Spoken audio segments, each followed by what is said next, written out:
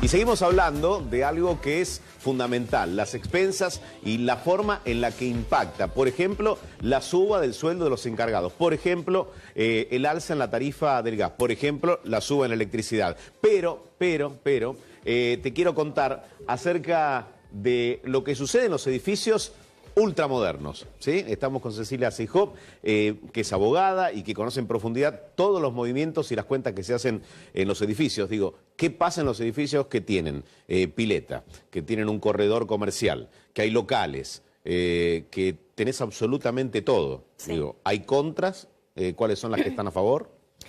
Bueno, en lo que se tiene que hacer en estos edificios, que hay muchos espacios comunes para esparcimiento, salón de uso múltiples, pileta, en donde se nota mucho la convivencia entre todos los propietarios y los habitantes. En este caso, lo que nosotros siempre recomendamos es aplicar un reglamento interno para que regule toda esta convivencia, porque es muy difícil. Nosotros quizás vivimos en un departamento de un ambiente, dos ambientes, en un edificio, pero tenemos muchas partes comunes para compartir con el vecino. O sea, ese reglamento aparece a partir del consenso de los integrantes, digamos, del edificio, de los propietarios. Sí, se busca un modelo y se adapta a las necesidades específicas de ese edificio, para poder regular todos estos pormenores. Por ejemplo, a ver, ¿qué cuestiones? Por ejemplo, horarios para poder hacer fiestas, para poder hacer ruidos molestos, por así decir, horarios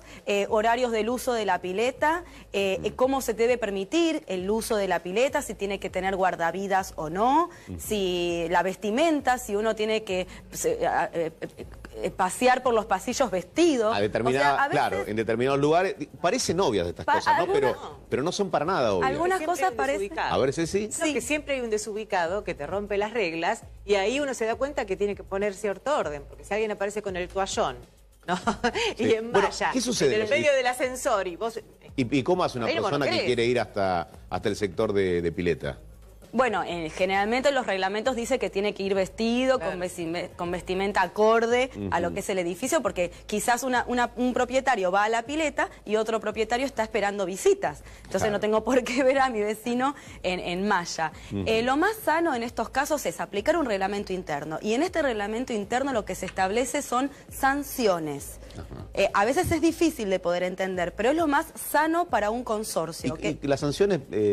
Las sanciones pecuniarias, las sanciones en dinero, o sea, cuando el propietario o el inquilino incurre en que viola estas reglas que hemos acordado y que estamos todos de acuerdo. O sea, todos firmamos. Claro, o sea, el reglamento se aplica y se aprueba en una asamblea extraordinaria. A partir de ahí comienza a estar en vigencia, o sea que es ley para todos.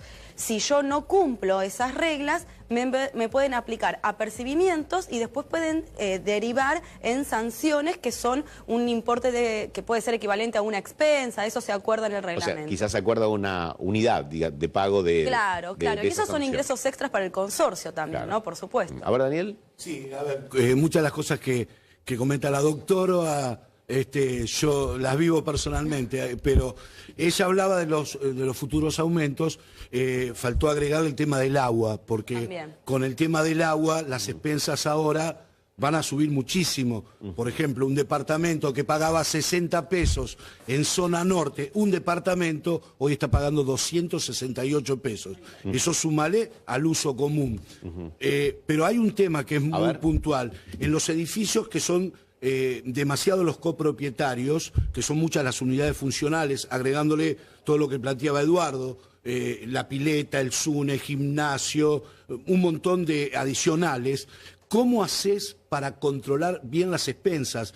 Porque realmente vos tenés que contratar a un contador para que te las controles. Porque parece en el libro para que controle al administrador. Las personales de cada uno, porque realmente hay expensas que parecen el libro gordo de Petete. Vienen así. Y uno que no sabe nada, perdóneme doctora, para poder ver todo el detalle, se te hace realmente muy difícil. A ver. Bueno, acá tenemos varios puntos. Ese tipo de edificios son administrados por empresas administradoras, por empresas que se dedican a la administración de consorcios, no por administradores monotributistas, por así decirlo. No quiero desvalorizar la tarea, pero la verdad que ese tipo de edificios necesitan como respaldo una empresa administradora que pueda abarcar todas las áreas. Una cobertura mayor, digamos. Una cobertura con mayor peso, digamos. Que puede abarcar todas las áreas, el área administrativa, el área legal y el área de mantenimiento. Y sí, por supuesto, tener asesores externos que pueden ser abogados o contadores. Y otro punto a tener en cuenta es que la liquidación de expensas tiene que ser lo más clara posible para que pueda ser entendido por todos los propietarios. Cuanta mayor información, mejor es. Mejor que abunde. Mejor que abunde y que no falte. Generalmente en ese tipo de liquidaciones se acompaña una carta escrita en donde se describe todo lo que se hizo durante el mes en ese consorcio. Y en este tipo de edificios el tercer punto es la comunicación a través de todos los medios. Como dije antes, son empresas que se dedican a la administración de consorcios, para lo cual tienen a disposición la mayor cantidad de redes sociales. Hoy en día el administrador se tiene que hacer valer. O sea, las redes sociales también van modificando las cosas. Sí, hoy en día el administrador se tiene que hacer valer de las redes sociales. O sea, es algo nuevo, innovador. Entonces, qué mejor que en vez de descartarlo, hacerse de eso. Entonces el administrador tiene que tener Facebook, Twitter, Instagram, mail, WhatsApp. WhatsApp caliente, ¿no? WhatsApp caliente. A todas las redes sociales a disposición para que no falte la comunicación. Claro. Y para que el administrador esté a disposición de los propietarios. Como dije, no va a ser una sola persona, va a ser una empresa administradora seguramente que abarque todo eso. Claro que sí. Quiero abrir con Cecilia Bazán, porque claro, surge desde la misma entraña de los edificios y como habitante de un edificio, muchas dudas muy puntuales, ¿no, Cecilia? Sí, y sobre los servicios, ¿de qué manera se mide el agua? Que es, digamos, el servicio más anárquico, porque más allá de lo que se utiliza en el edificio, la electricidad del edificio en general, o el gas si tiene algún tipo de calefacción particular, es como si se pudiese medir cada departamento la utilización que hace de ese servicio. Ahora, en el agua pareciera caótico, de hecho, es el servicio más caro en relación a la electricidad y al gas. Sí, es verdad, porque el agua generalmente la factura llega por metros cuadrados. Entonces, no está asociada al consumo, digamos. Claro, no está asociado al consumo. En los edificios que tienen cocheras es por metro cuadrado, entonces se paga muchísimo del servicio de AISA, como bien decía Cecilia, en expensas que pagan las cocheras, en donde los servicios de cocheras generalmente son menores, porque es el ingreso, la seguridad y demás. ¿Y eso puede llegar a cambiar?